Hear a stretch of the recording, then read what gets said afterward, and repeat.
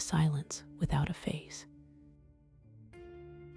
On the night the last tenant left, the house stopped speaking. Not an absence of noise.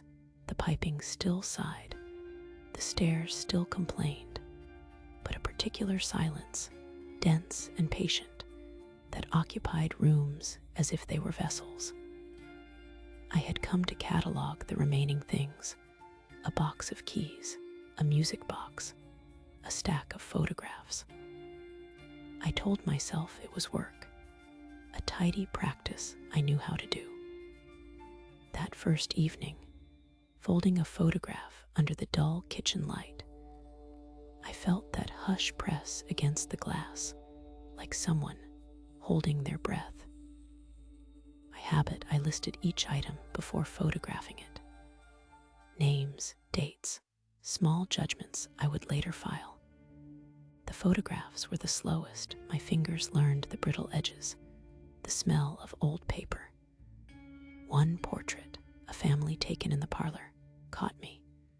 The outline of a face smoothed into a pale oval, as though someone had rubbed it away with a thumb. There was no tear, no scratch. The rest of the image was sharp. I told myself film could misbehave, light could warp. Still, a small, wrong sensation threaded through me. I set the photo aside and continued. The house made habits of its own. Doors that had been open fell closed without wind. The grandfather clock this owner had left behind clicked with a rhythm that felt like waiting. At night, the rooms lengthened into places that remembered too well how to be empty. When I tried to whistle in the hallway to fill it, the sound came back blunted, as if swallowed in a throat that had no mouth. It wasn't malevolence so much as a patient collection of omission. On the second morning, I found another photograph altered. A school portrait, bright bow, stiff shoulders, and where a boy's face should have been, there was a blankness matching the wall behind his head.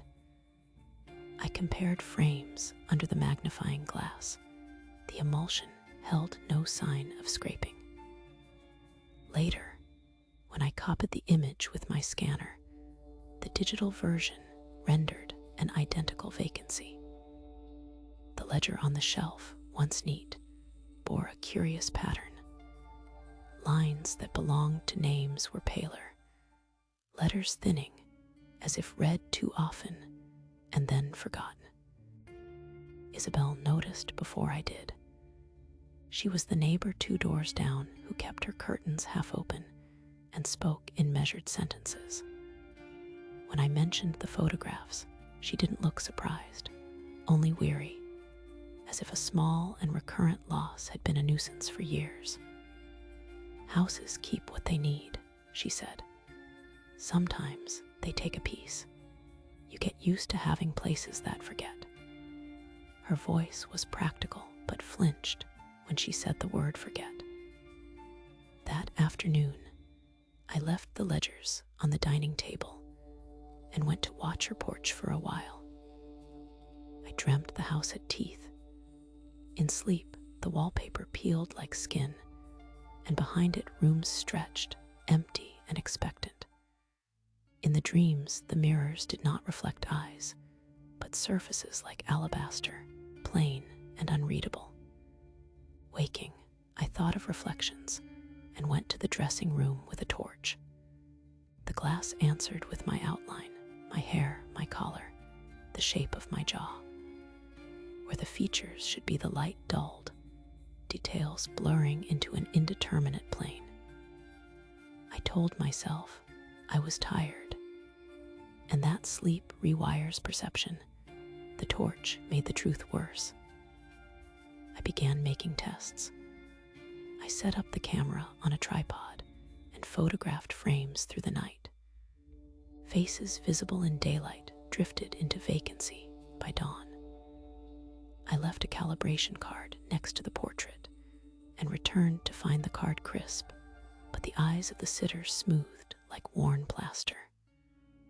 On a whim, I recorded audio and played it back. My own voice came through the speaker with a thin edge, as if someone had run a finger along the vowels.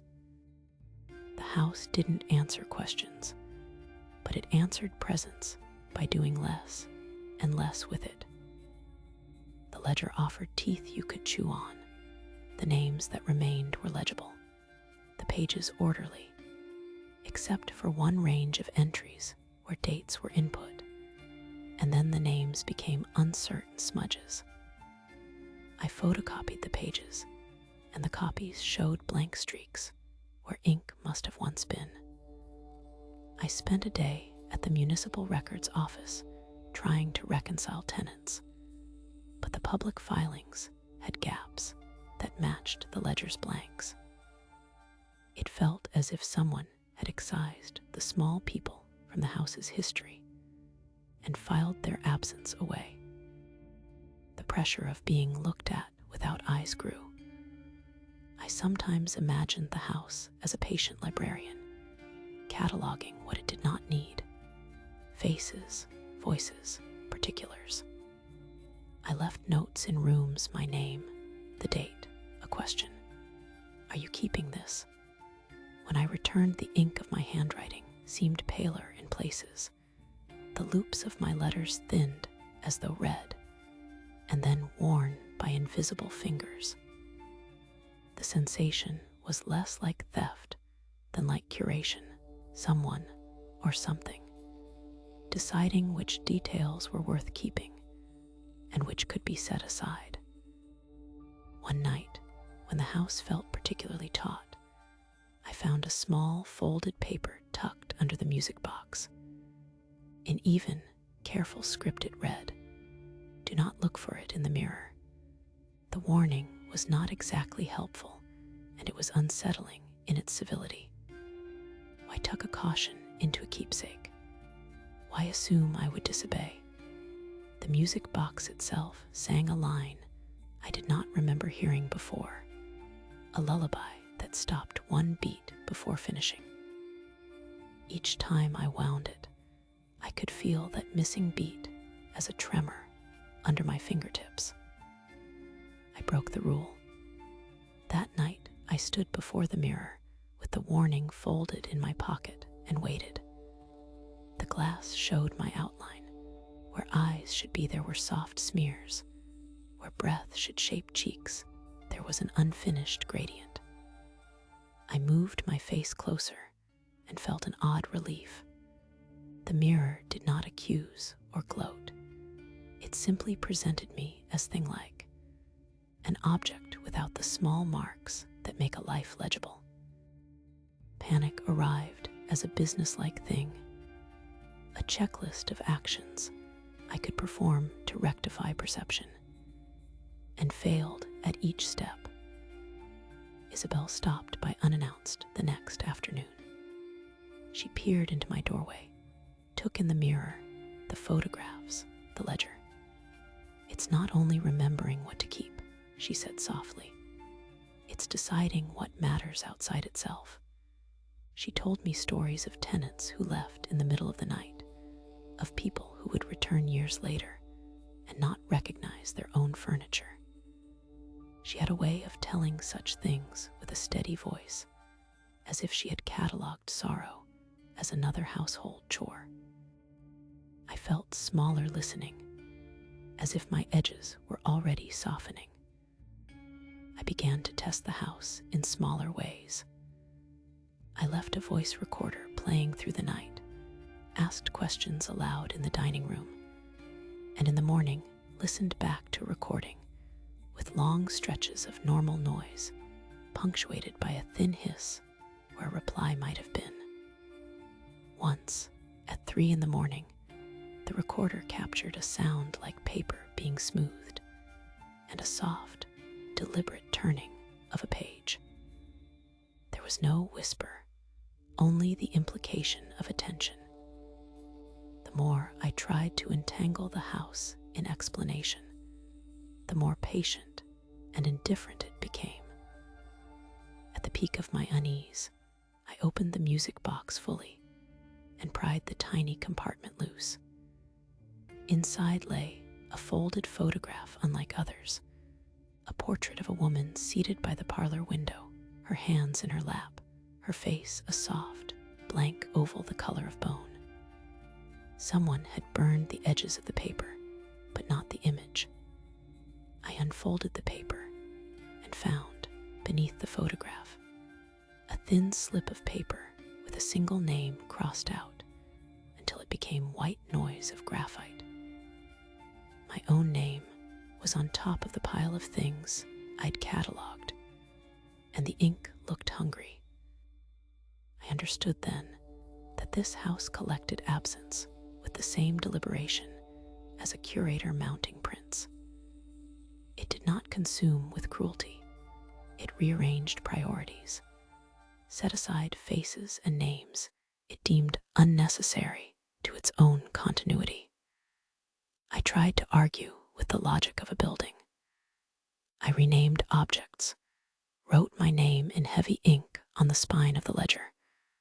I placed the photograph on the sill and declared aloud that memory belongs to people, not walls. The next morning the spine was paler, and my name smudged like an old signature washed by rain. I tried to leave. The door latched behind me with a normal click that sounded obscene after weeks of careful listening. The street felt like a promise, a place where sound obeyed different rules. I walked 2 blocks, 3, and then felt the pull of the house as one might feel the tide under skin.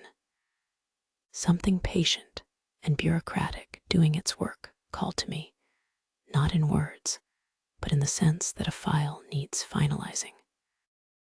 When I looked back, the house's windows were dark and indifferent, a face of architecture that had already archived me by implication.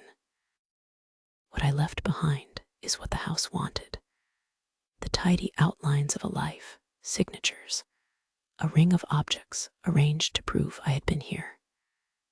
In my pocket, I left a voice recording that began with me listing my name and address, and then faltered into a long, steady breathing. When Isabel found the house later that week and checked the rooms, she told a neighbor the house was neat as death, meaning everything put away as if nothing had been lived. There was no sign of me, no luggage, no scrawl. Just the polite hush of completeness. People talk about closure as a door that clicks shut. Here, closure felt like a ledger line becoming blank, a tiny erasure that leaves everything else intact. Some months later, I heard a rumor: a new tenant moving in who would find the place neat and the music box wound to the missing beat. They would lift photographs to frame them and see faces smoothed into gentle, unreadable planes. The house would do what it had always done: decide, quietly, what to keep in full and what to set aside. My only consolation is this: I do not know whether silence is theft or mercy. The house answers neither.